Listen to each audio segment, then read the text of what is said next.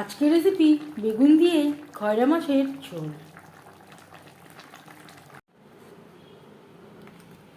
আজকের রেসিপি বেগুন দিয়ে খয়রা মাছের ঝোল।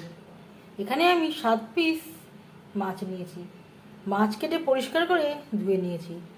সবার প্রথমে দিয়ে দেব পরিমাণ মতো হলুদের গুঁড়ো, আর লাগছে স্বাদ মতো লবণ।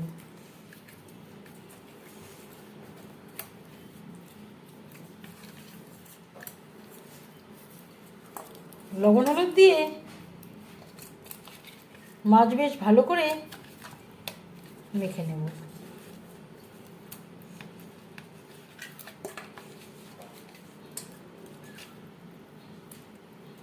তেল আমি গরম করে নেব। আমি রান্নাটা করছি সরষের তেলে, আপনারা চাইলে যে কোনো কুকিং অয়েলে করতে পারেন। 4 চামচ সরষের তেল গরম করে নিয়েছি। দিয়ে দেব ম্যারিনেট করে রাখা মাছ।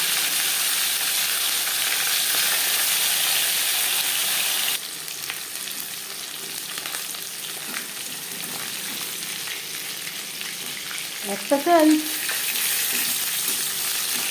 ভাজা হয়ে গেলে অপর সাইডটা উল্টে দেব।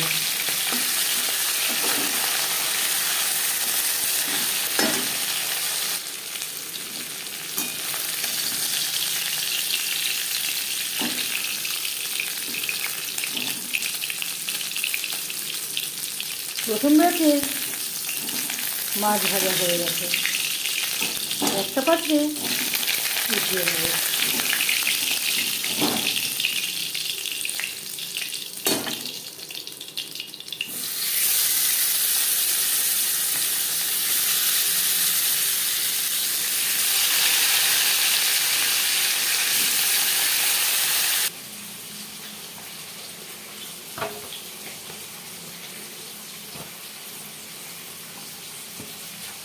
আর লাগছে বেগুন।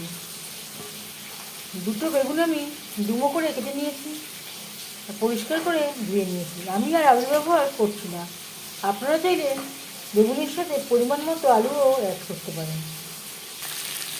দুবারে মাছ আমি ভেজে নেব। মাছ ভেজে নেওয়া কড়াইতে আবারও তেল দিয়েছি।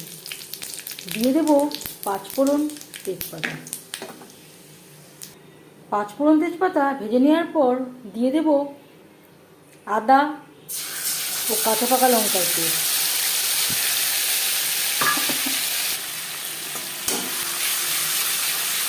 কাঁচা গন্ধ যাওয়া পর্যন্ত নাড়াচাড়া করে নেব। পরিমাণ মতো হলুদের গুঁড়ো,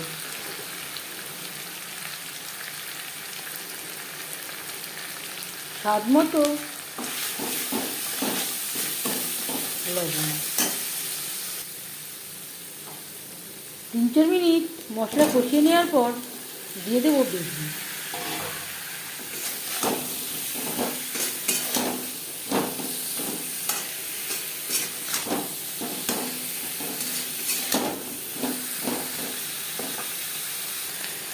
দু 3 মিনিট নাড়াচাড়া করে নেওয়ার পর দিয়ে দেবো মশলা দেওয়া যায়,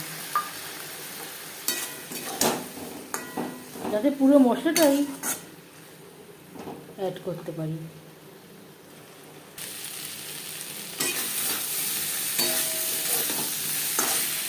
মিডিয়াম ফ্লেমে আরও মশলার সাথে 4-5 মিনিট রান্না করে নেওয়ার পর দিয়ে দেবো জল। জল কতটা অ্যাড করবেন সেটা সম্পূর্ণ নির্ভর করছে আপনার উপর।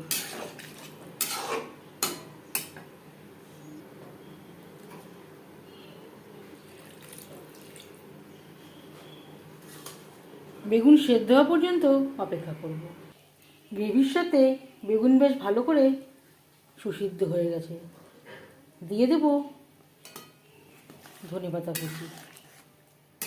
আমি আর কোনো মশলা ব্যবহার করলাম না, আপনারা চাইলে জিরের গুঁড়ো বা ধনের গুঁড়ো বা বাটা মশলাও অ্যাড করতে পারেন। এবার দিয়ে দেব ভেজে রাখা মাছ। গ্রেভির সাথে মাছ আরও 3-4 মিনিট রান্না করব।